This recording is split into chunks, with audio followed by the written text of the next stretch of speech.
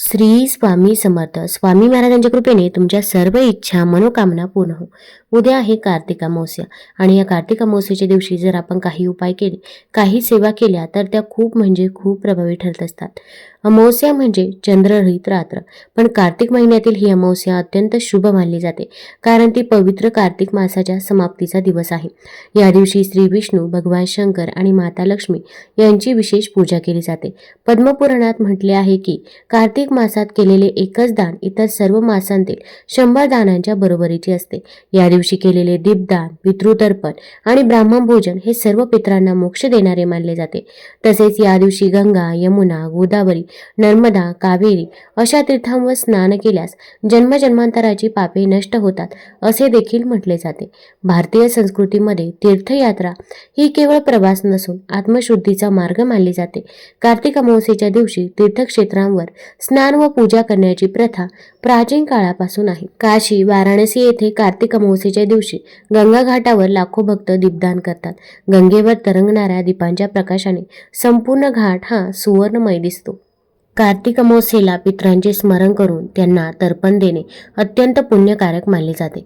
या दिवशी पितरांना तृप्त करून ब्राह्मणांना भोजन देणे आणि दान करणे म्हणजे आपल्या वंशाचा आशीर्वाद मिळवणे. दान हे कार्तिक अमावस्येचे खरे सार आहे. या दिवशी केलेले अन्नदान, वस्त्रदान, गोदान आणि आर्थिक दान हे केवळ पुण्यप्राप्तीसाठी नव्हे तर समाजसेवेच्या दृष्टीनेही श्रेष्ठ कार्य मानले जाते. कार्तिक अमावस्येच्या दिवशी केलेले दान महादान म्हणून ओळखले जाते. या दिवशी अनेक भक्त आपल्या शक्तीनुसार अन्न, वस्त्र, औषधे आणि शिक्षणासाठी दान देतात. हे दान केवळ गरजूंना मदतच करत नाही, तर दात्याच्या आयुष्यातही समृद्धी, समाधान आणि मानसिक शांती आणते. आता आपल्याला या दिवशी आपल्या पूर्वजांची, पितरांची सेवा करायची आहे. आता आपल्या घरामध्ये पितृदोष आहे म्हणूनच सेवा करायची आहे असं नाही, तर आपल्या घरामध्ये पितृदोष असो किंवा पितृदोष नसो तरी पण या दिवशी जर आपण काही सेवा केल्या तर त्याचे कित्येक पटीने पुण्यफळ हे प्राप्त होत असते. कारण की भरपूर वेळा आपल्या आयुष्यामध्ये अनेक अडचणी, अडथळे, संकटे असतात आणि ते काही संपायचं नाव घेत नाही. तसेच आपण एखादं घर बघतो, त्या घरामध्ये ऑलरेडी पैसा असतो तरी पण त्या घरामध्ये पैसा येत असतो. तसेच त्यांच्या मुलांची देखील प्रगती होत असते, कारण की त्या घरामध्ये आपल्या पितरांची तसेच कुलदेवीची सेवा ही केली जाते. उलट आपल्या घरामध्ये अनेक अडचणी, अडथळे असतात, मुलांची पाहिजे तशी प्रगती होत नाही, त्यांच्या अभ्यासामध्ये लक्ष लागत नाही किंवा अगदी त्यांना नोकरी मिळत नाही किंवा घरामध्ये पैसा येत नाही, आर्थिक टंचाई असते, घरामध्ये संतान प्राप्ती होत नाही, विवाह जुळून येत नाही किंवा आजारपण देखील असतं किंवा इतरही काही समस्या असतात. अशा समस्या की ज्या आपण कुणाला सांगूही शकत नाही. मग या सर्व समस्या दूर होण्यासाठी आपण या अमावस्येच्या दिवशी कोणते उपाय करावे, कोणत्या सेवा कराव्या याच्याबद्दलची माहिती मी आज तुम्हाला या व्हिडिओमधून देणार आहे. तत्पूर्वी तुम्ही ऑलराऊंडर या मराठी यूट्यूब चॅनलवरती नवीन असाल तर चॅनल लाईक करा आणि सबस्क्राईब देखील करा. तसेच कमेंटमध्ये श्री स्वामी समर्थ किंवा ओम पितृदेवताय नमः लिहायला विसरू नका, जेणेकरून आपल्याला देखील आपल्या पूर्वजांचा, आपल्या पितरांचा आशीर्वाद हा प्राप्त होईल. तसेच शेजारी नोटिफिकेशन बेल देखील प्रेस करा, जेणेकरून मी जेव्हा पण व्हिडिओ बनवेल तर तो व्हिडिओ तुम्हाला सर्वात अगोदर दिसेल. ज्यांनी आपल्याला जन्म दिला, ज्यांच्या कुळात आपण वाढलो, ज्यांची परंपरा आणि नाव आपण पुढे नेत आहोत, अशा आपल्या कुळातील दिवंगत व्यक्तींचा अर्थात पितरांचा सदैव आदर करावा. शक्य तेवढी सेवा करावी आणि दर अमावस्येला त्यांच्या नावे पूजन करावे, स्मरण करावे आणि मनोमन त्यांना वंदन करावे. त्यांच्या नावे दानधर्म केल्यास पुण्य लाभते आणि त्यांचा आशीर्वाद पुढच्या पिढ्यांनाही लाभतो. धर्मशास्त्राने माता, पिता, गुरुजन, आप्तस्वकीय यांना मान द्यावा हा संस्कार तर घातला आहेच, परंतु त्यांच्या मृत्यूपश्चात आत्म्याला सद्गती मिळावी आणि त्यांच्या ऋणात कायम कृतज्ञ राहावे या भावनेने पितरांची सेवा सांगितली आहे. तसेच पितरांची सेवा करण्यामागे अनेक कारणेही दिली आहे.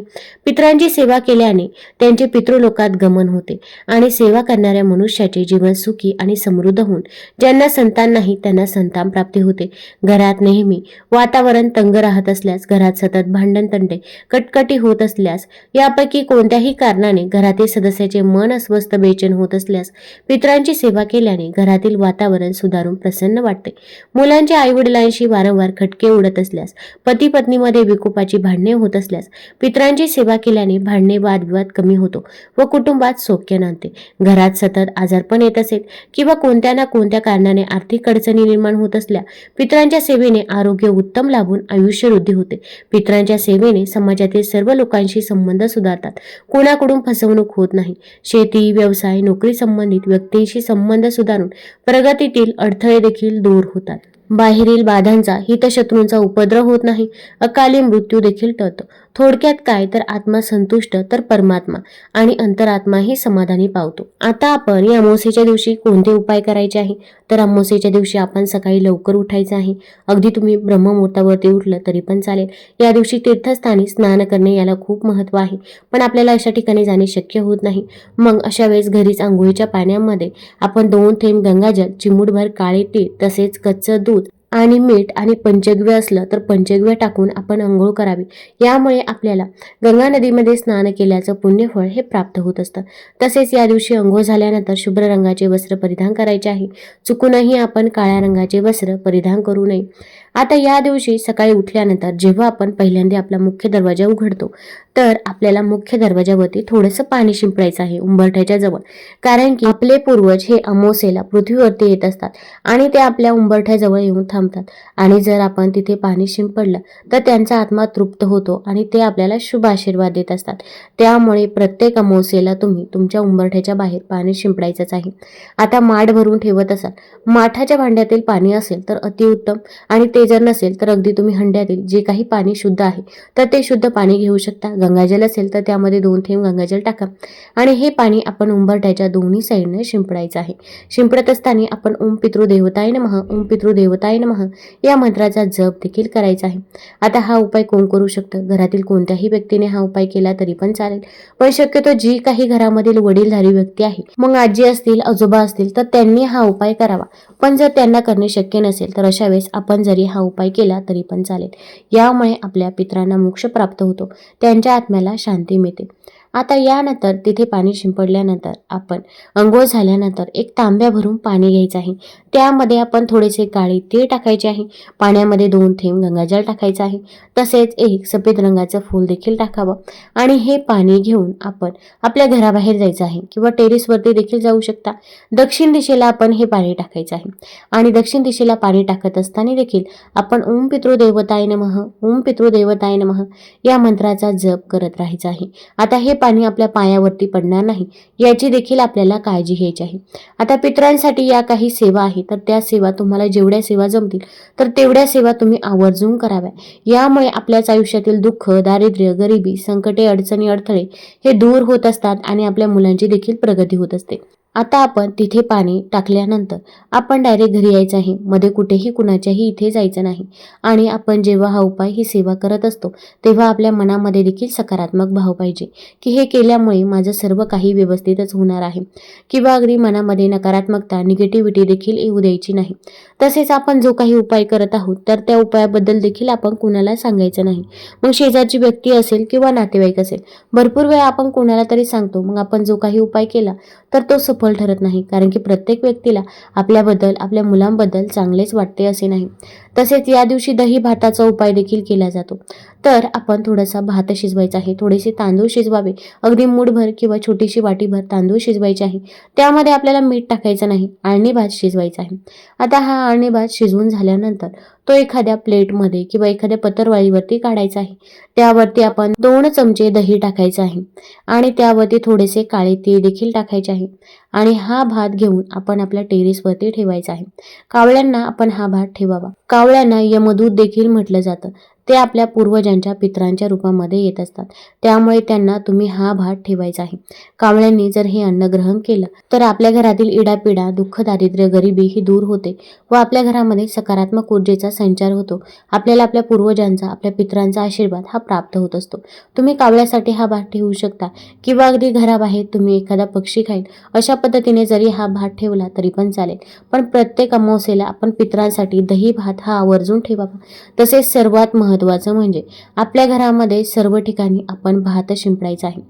सर्व ठिकाणी म्हणजे घराच्या चारही कोपऱ्यांमध्ये आपण दही भात शिंपडायचा आहे. आता तुम्ही फ्लॅट सिस्टममध्ये राहत असाल तर अगदी तुमच्या फ्लॅटमध्ये चारही कोपऱ्यांमध्ये दही भात शिंपडावा, किंवा गावाकडे राहत असाल तर घराच्या चारही साईडला आपण भात दही शिंपडायचं आहे. यामुळे जी काही नकारात्मक ऊर्जा असते तर ती दही भाताने संतुष्ट होत असते व आपल्या घरामधील नकारात्मक ऊर्जा दूर होत असते. त्यामुळे प्रत्येक अमावस्येला तुम्ही दही भाताचा हा उपाय करू शकता. आता दही भात आपण रात्री शिंपडायचा आहे, रात्रभर तसाच राहू द्यायचा आहे. दुसऱ्या दिवशी सकाळी उठल्यानंतर तो दही भात तिथून उचलायचा आहे आणि वाहत्या पाण्यामध्ये प्रवाहित करायचा आहे. यामुळे घरामधील नकारात्मकता, दुःख, दारिद्र्य हे नक्कीच दूर होईल. आता यानंतर कार्तिक अमावस्येच्या दिवशी आपण आपल्या पूर्वजांसाठी, आपल्या पितरांसाठी दिवा लावायचा आहे. आता तसे तर दिवे तुम्ही 3 ठिकाणी लावायचे आहे, पण 3 ठिकाणी जर तुम्हाला दिवे लावणे शक्य नसेल तर तुम्ही फक्त एकाच ठिकाणी दिवा लावला तरी पण चालेल. आता यासाठी आपल्याला एक प्लेट घ्यायची आहे. प्लेटमध्ये आपण अखंड तांदूळ घ्यायचे आहे. तांदूळ हे अखंड असावे, कुठेही तुटलेले फुटलेले नसावे, याची आपल्याला काळजी घ्यायची आहे. आता हा उपाय कधी करायचा आहे तर घरामध्ये सर्व व्यक्ती जेव्हा येतात, अगदी वडीलधारी व्यक्ती किंवा जे पण तुमच्या घरामध्ये सदस्य असतील, घरात सर्व सदस्य येतील तेव्हाच आपण हा उपाय करायचा आहे. आणि हा उपाय आपण संध्याकाळी, सायंकाळी करायचा आहे. अगदी तुम्ही 7 नंतर 8 नंतर जरी हा उपाय केला तरी पण चालेल. आपण प्लेटमध्ये तांदूळ टाकलेले आहे. तांदळावरती हळदी कुंकू अर्पण करावं. आता त्यानंतर आपण मातीची पंती किंवा कणकेचा दिवा घ्यायचा आहे.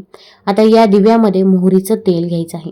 मोहरीचं तेल टाकणे जर शक्य नसेल तर अशा वेळेस तुम्ही शुद्ध तुपाचा, तिळाच्या तेलाचा वापर करू शकता, पण शक्यतो तरी मोहरीचं तेल टाकावं. मोहरीचं तेल नसेल तर साधं तेल टाकू शकता आणि थोडीशी पिवळी मोहरी घ्यायची आहे आणि पिवळी मोहरी त्या तेलामध्ये टाकायची आहे. आता आपण तेल टाकलेलं आहे, तसेच दुहेरी वातीची एक वात करून ठेवायची आहे. त्यानंतर त्या वातीला देखील हळदी कुंकू लावायचं आहे. दिवा प्रज्वलित करायचा आहे. त्यानंतर थोडेसे काळे तीळ घ्यायचे आहे. 11 किंवा 21 काळे तीळ घ्यायचे आहे आणि ओम पितृदेवताय नमः, ओम पितृदेवताय नमः या मंत्राचा जप करत हे काळे तीळ आपण त्या दिव्यामध्ये टाकायचे आहे. आता हा दिवा आपण उचलायचा आहे आणि आपल्या घरामध्ये दक्षिण दिशेला हा दिवा ठेवायचा आहे किंवा या दिव्याचं तोंड तरी दक्षिण दिशेला पाहिजे, अशा पद्धतीने हा दिवा प्रज्वलित करावा. अगदी घराच्या बाहेर देखील तुम्ही असा दिवा ठेवू शकता. आता तिथेच आपण आसन घेऊन बसायचं आहे. दिवा आपण तिथे ठेवायचा आहे. दिवा आपण प्रज्वलित केलेला आहे. दिव्याला हळदी कुंकू लावायचं आहे, फूल व्हायचं आहे. त्यानंतर आता सर्वात महत्त्वाचं म्हणजे आपण आपल्या पूर्वजांकडे माफी मागायची आहे. भलेही आपलं काही चुकलेलं नसू दे, पण तरी पण आपण माफीही मागावी.